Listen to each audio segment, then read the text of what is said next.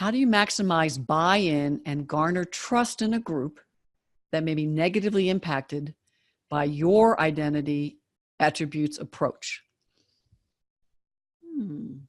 I'd love to know more, Aaron. So if you want to hop on or give a little more in the chat. Maximize buy-in, negatively impacted. So some of the buy-in, or some of the impact I have, because I'm an extrovert, I also have a pretty fast pace, as you all can notice, that I tell people early on that I intend to slow things down, in that you'll be in small groups, lots of dyads, time to reflect. If I'm doing a workshop on racism, partner with a person of color, I'll say, as the white co-facilitator, I may say or do something that bumps folks, and I really hope you'll let us know, because if we can practice here, calling people in, having a conversation about what may be an unintended impact, I don't care my intent, if my behavior crossed the line and you want to have a conversation. So that might be a way to anticipate that my identity, my privileged identity,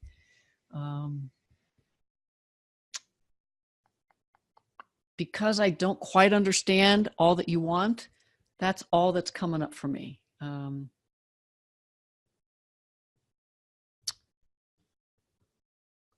Oh, you got to the root of it, you said. Okay.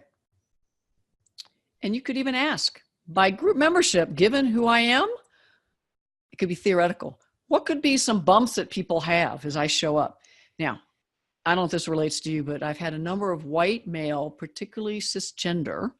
They might be gay, but they present or identify with sometimes those three, say, you know, what's my role here? And so will people be suspicious? Hopefully yes.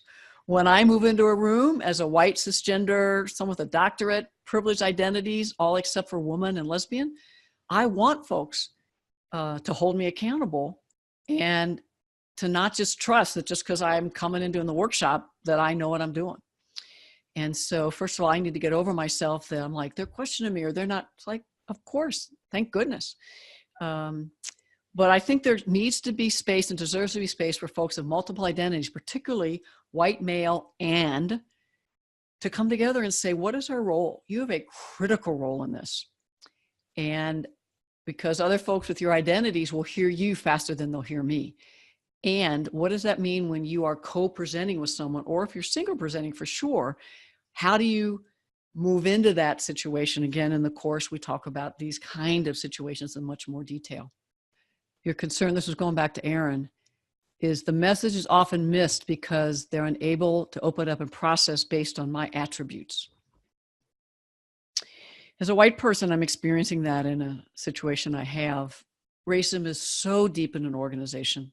Well, it's deep in every organization, but to have people that are social identity development, either in the anger stage or beyond, and just so aware, and so many others clueless, and so much structural racism, and the organization's not talking about it. So you got this white person coming in talking about foundations of diversity.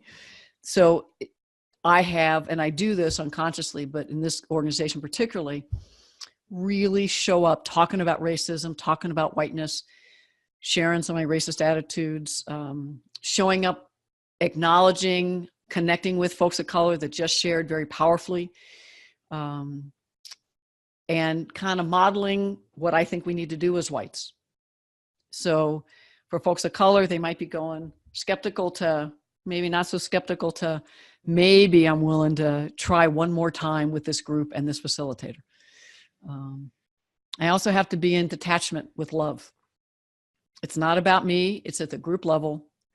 And I understand, given all my privileged identities, why people of color, people with not much class privilege, not much hierarchical privilege, are sick and tired of these people, white lesbians with doctorates. We're a dime a dozen coming in teaching this, you know, and I got to remember it's not personal. And how do I show up using my privilege, acknowledging ways to model how do we do this work in partnership?